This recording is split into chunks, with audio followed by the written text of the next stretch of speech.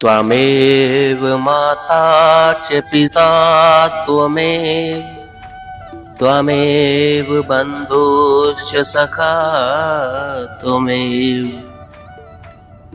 त्वमेव विद्या द्रविणं त्वमेव, त्वमेव सर्वं मम देव देव। जय श्री कृष्णा। आप सभी का फिर से एक बार स्वागत है हमारे YouTube चैनल सनातन ज्ञान में। इससे पहले की कथा आप सभी ने सुनी और कमेंट बॉक्स में अपना भरपूर प्रेम दिया। इसी तरह का प्रेम हमेशा देते रहिएगा, क्योंकि आपका यह प्यार भरा कमेंट मेरे लिए बहुत मनोबल बढ़ाने वाला होता है और आपका यह एक छोटा सा प्रयास न जाने कितनी उम्मीद दे जाता है। इसलिए ऐसे ही उम्मीद की रोशनी देते रहिए और आप सभी अपना साथ बनाए रखिए। तो आइए अब सुनिए आज की कथा। सूत जी कहते हैं, इस प्रकार राजा युधिष्ठिर प्रजाद्रोह से भयभीत हो गए। फिर सब धर्मों का ज्ञान प्राप्त करने की इच्छा से उन्होंने कुरुक्षेत्र की यात्रा की, जहां भीष्म पितामह शरशैया पर पड़े हुए थे। शौनक आदि ऋषियों उस समय उन सब भाइयों ने स्वर्ण जटित रथों पर, जिनमें अच्छे अच्छे घोड़े जुते हुए थे, सवार होकर अपने भाई युधिष्ठिर का अनुगमन किया। उनके साथ व्यास, धौम्य आदि ब्राह्मण भी थे। शौनक जी अर्जुन के साथ भगवान श्री कृष्ण भी रथ पर चढ़कर चले। उन सब भाइयों के साथ महाराज युधिष्ठिर की ऐसी शोभा हुई मानो यक्षों से घिरे हुए स्वयं कुबेर ही जा रहे हों। अपने अनुचरों और भगवान श्री कृष्ण के साथ वहां जाकर पांडवों ने देखा कि भीष्म पितामह स्वर्ग से गिरे हुए देवता के समान पृथ्वी पर पड़े हुए हैं। उन लोगों ने उन्हें प्रणाम किया। शौनक जी उसी समय भरतवंशियों के गौरव रूप भीष्म पितामह को देखने के लिए सभी ब्रह्म ऋषि, देवर्षि और राज ऋषि वहां आए। पर्वत, नारद, धौम्य, भगवान व्यास, बृहदश्व, भरद्वाज, शिष्यों के साथ परशुराम जी, वशिष्ठ, इंद्रप्रमद, त्रित, ग्रत्समद, असित, कक्षिवान, गौतम ऋषि, अत्रि, विश्वामित्र, सुदर्शन तथा और सुखदेव आदि शुद्ध हृदय महात्मा और शिष्यों के सहित कश्यप, अंगिरा पुत्र बृहस्पति आदि मुनिगण भी वहां पधारे। भीष्म पितामह धर्म को और देश काल के विभाग को, कहाँ किस समय क्या करना चाहिए, इस बात को जानते थे। उन्होंने उन बड़भागी ऋषियों को सम्मिलित हुआ देखकर उनका यथोयोग्य सत्कार किया। वे भगवान श्री कृष्ण का प्रभाव भी जानते थे, अतः उन्होंने अपनी लीला से मनुष्य का वेश धारण करके वहां बैठे हुए तथा जगदीश्वर के रूप में हृदय में विराजमान भगवान श्री कृष्ण की बाहर तथा भीतर दोनों जगह पूजा की। पांडव बड़े विनय और प्रेम के साथ भीष्म पितामह के पास बैठ गए। उन्हें देखकर भीष्म पितामह की आंखें प्रेम के आंसुओं से भर गईं। उन्होंने कहा, धर्मपुत्रो, हाय हाय, यह बड़े कष्ट की और अन्याय की बात है कि तुम लोगों को ब्राह्मण धर्म और भगवान के आश्रित रहने पर भी इतने कष्ट के साथ जीना पड़ा, जिसके तुम कदापि योग्य नहीं थे। अतिरथी पांडु की मृत्यु के समय तुम्हारी अवस्था बहुत छोटी थी। उन दिनों तुम लोगों के लिए कुंती को और साथ साथ तुम्हें भी बार बार बहुत से कष्ट झेलने पड़े। जिस प्रकार बादल वायु के वश में रहते हैं, वैसे ही लोकपालों के सहित सारा संसार काल भगवान के अधीन है। मैं समझता हूँ कि तुम लोगों के जीवन में ये जो अप्रिय घटनाएं घटित हुई है, वे सब उन्हीं की लीला है। नहीं तो जहाँ साक्षात धर्मपुत्र राजा युधिष्ठिर हो, गदाधारी भीमसेन और धनुर्धारी अर्जुन रक्षा का काम कर रहे हो, गांडीव धनुष हो और स्वयं श्री कृष्ण सुहृद हो, भला वहां भी विपत्ति की संभावना है। ये काल रूप श्री कृष्ण कब क्या करना चाहते हैं, इस बात को कभी कोई नहीं जानता। बड़े बड़े ज्ञानी भी इसे जानने की इच्छा करके मोहित हो जाते हैं। युधिष्ठिर, संसार की ये सब घटनाएं ईश्वर इच्छा के अधीन हैं। उसी का अनुसरण करके तुम इस अनाथ प्रजा का पालन करो, क्योंकि अब तुम ही इसके स्वामी और इसे पालन करने में समर्थ हो। ये श्री कृष्ण साक्षात भगवान है। ये सबके आदि कारण और परम पुरुष नारायण है। अपनी माया से लोगों को मोहित करते हुए ये यदुवंशियों में छिपकर लीला कर रहे हैं। इनका प्रभाव अत्यंत गूढ़ एवं रहस्यमय है। युधिष्ठिर, उसे भगवान शंकर, देवर्षि नारद और स्वयं भगवान कपिल ही जानते हैं, जिन्हें तुम अपना ममेरा भाई, प्रिय मित्र और सबसे बड़ा हितू मानते हो, तथा जिन्हें तुम प्रेमवश अपना मंत्री, दूत और सारथी तक बनाने में संकोच नहीं करते हो। वे स्वयं परमात्मा है।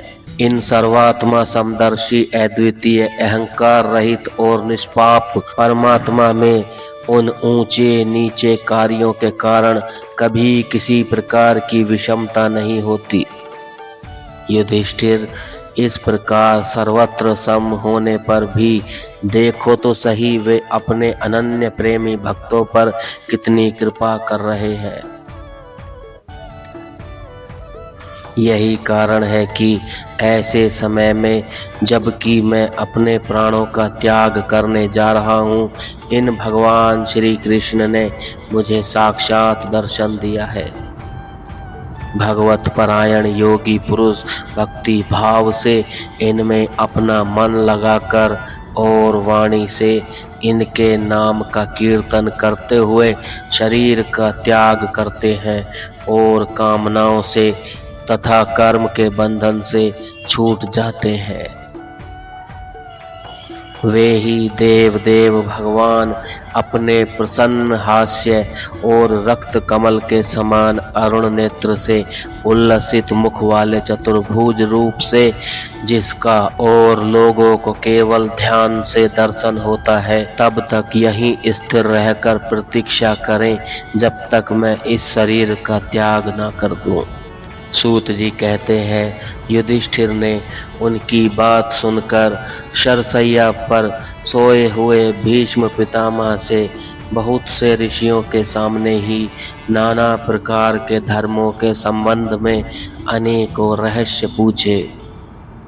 तब तत्ववेत्ता भीष्म पितामह ने वर्ण और आश्रम के अनुसार पुरुष के स्वाभाविक धर्म और वैराग्य तथा राग के कारण विभिन्न रूप से बतलाए हुए निवृत्ति और प्रवृत्ति रूप द्विविध धर्म, दान धर्म, राजधर्म, मोक्ष धर्म, स्त्री धर्म और भगवत धर्म, इन सब का अलग अलग संक्षेप और विस्तार से वर्णन किया। शौनक जी इनके साथ ही धर्म, अर्थ, काम और मोक्ष, इन चारों पुरुषार्थों का तथा इनकी प्राप्ति के साधनों का अनेक उपाख्यान और इतिहास सुनाते हुए विभागशः वर्णन किया। भीष्म पितामह इस प्रकार धर्म का प्रवचन कर ही रहे थे कि वह उत्तरायण का समय आ पहुंचा, जिसे मृत्यु को अपने अधीन रखने वाले भगवत परायण योगी लोग चाहा करते हैं। उस समय हजारों रथियों के नेता भीष्म पितामह ने वाणी का संयम करके उनको सब ओर से हटाकर अपने सामने स्थित आदि पुरुष भगवान श्री कृष्ण में लगा दिया। भगवान श्री कृष्ण के सुंदर चतुर्भुज विग्रह पर उस समय पीतांबर फहरा रहा था। भीष्म जी की आंखें उसी पर एकटक लग गईं। उनको शस्त्रों की चोट से जो पीड़ा हो रही थी वह तो भगवान के दर्शन मात्र से ही तुरंत दूर हो गई तथा भगवान की विशुद्ध धारणा से उनके जो कुछ अशुभ शेष थे वे भी सभी नष्ट हो गए। अब शरीर छोड़ने के समय उन्होंने अपनी समस्त इंद्रियों के वृत्ति विलास को रोक दिया और बड़े प्रेम से भगवान की स्तुति की। भीष्म जी ने इस प्रकार स्तुति की, अब मृत्यु के समय मैं अपनी यह बुद्धि जो अनेक प्रकार के साधनों का अनुष्ठान करने से अत्यंत शुद्ध एवं कामना रहित हो गई है, यदुवंशी शिरोमणि अनंत भगवान श्री कृष्ण के चरणों में समर्पित करता हूँ, जो सदा सर्वदा अपने आनंद में स्वरूप में स्थित रहते हुए ही कभी विहार करने की लीला करने की इच्छा से प्रकृति को स्वीकार कर लेते हैं, जिससे यह सृष्टि परंपरा चलती है, जिनका शरीर त्रिभुवन सुंदर एवं श्याम तमाल के समान सांवला है, जिस पर सूर्य रश्मियों के समान श्रेष्ठ पीतांबर लहराता रहता है और कमल सदृश मुख पर घुंघराली अलकें लटकती रहती हैं, उस अर्जुन सखा श्री कृष्ण में मेरी निष्कपट प्रीति हो। मुझे युद्ध के समय की उनकी वह विलक्षण छवि याद आती है। उनके मुख पर लहराते हुए घुंघराले बाल घोड़ों की टाप की धूल से मटमैले हो गए थे और पसीने की छोटी छोटी बूंदें शोभायमान हो रही थीं। मैं अपने तीखे बाणों से उनकी त्वचा को बींध रहा था। उन सुंदर कवच मंडित भगवान श्री कृष्ण के प्रति मेरा शरीर, अंतःकरण और आत्मा समर्पित हो जाए। अपने मित्र अर्जुन की बात सुनकर जो तुरंत ही पांडव सेना और कौरव सेना के बीच में अपना रथ ले आए और वहां स्थित होकर जिन्होंने अपनी दृष्टि से ही शत्रु पक्ष के सैनिकों की आयु छीन ली, उन पार्थ सखा भगवान श्री कृष्ण में मेरी परम प्रीति हो। अर्जुन ने जब दूर से कौरवों की सेना के मुखिया हम लोगों को आते देखा, तब पाप समझकर वह अपने स्वजनों के वध से विमुख हो गया। उस समय जिन्होंने गीता के रूप में आत्मविद्या का उपदेश करके उसके सामयिक अज्ञान का नाश कर दिया, उन परम पुरुष भगवान श्री कृष्ण के चरणों में मेरी प्रीति बनी रहे। मैंने प्रतिज्ञा कर ली थी कि मैं श्री कृष्ण को शस्त्र ग्रहण कराकर छोड़ूंगा। उसे सत्य एवं ऊंची करने के लिए उन्होंने अपनी शस्त्र ग्रहण न करने की प्रतिज्ञा तोड़ दी। उस समय वे रथ से नीचे कूद पड़े और सिंह जैसे हाथी को मारने के लिए उस पर टूट पड़ता है, वैसे ही रथ का पहिया लेकर मुझ पर झपट पड़े। उस समय वे इतने वेग से दौड़े कि उनके कंधे का दुपट्टा गिर गया और पृथ्वी कांपने लगी। मुझ अताताई ने तीखे बाण मार मार कर उनके शरीर का कवच तोड़ डाला था, जिससे सारा शरीर लहूलुहान हो रहा था। अर्जुन के रोकने पर भी वे बलपूर्वक मुझे मारने के लिए मेरी ओर दौड़े आ रहे थे। वे ही भगवान श्री कृष्ण जो ऐसा करते हुए भी मेरे प्रति अनुग्रह और भक्त वत्सलता से परिपूर्ण थे। मेरी एकमात्र गति हो, आश्रय हो। अर्जुन के रथ की रक्षा में सावधान जिन श्री कृष्ण के बाएं हाथ में घोड़ों की रास थी और दाहिने हाथ में चाबुक, इन दोनों की शोभा से उस समय जिनकी अपूर्व छवि बन गई थी तथा महाभारत युद्ध में मरने वाले वीर जिनकी इस छवि का दर्शन करते रहने के कारण सारूप्य मोक्ष को प्राप्त हो गए, उन्हीं पार्थ सारथी भगवान श्री कृष्ण में मुझ मरणासन्न की परम प्रीति हो, जिनकी लटकीली सुंदर चाल, हाव भाव युक्त चेष्टाएं, मधुर मुस्कान और प्रेम भरी चित्तवन से अत्यंत सम्मानित गोपियां रास लीला में उनके अंतर्धान हो जाने पर प्रेमोन्माद से मतवाली होकर जिनकी लीलाओं का अनुकरण करके तन्मय हो गई थी, उन्हीं भगवान श्री कृष्ण में मेरा परम प्रेम हो।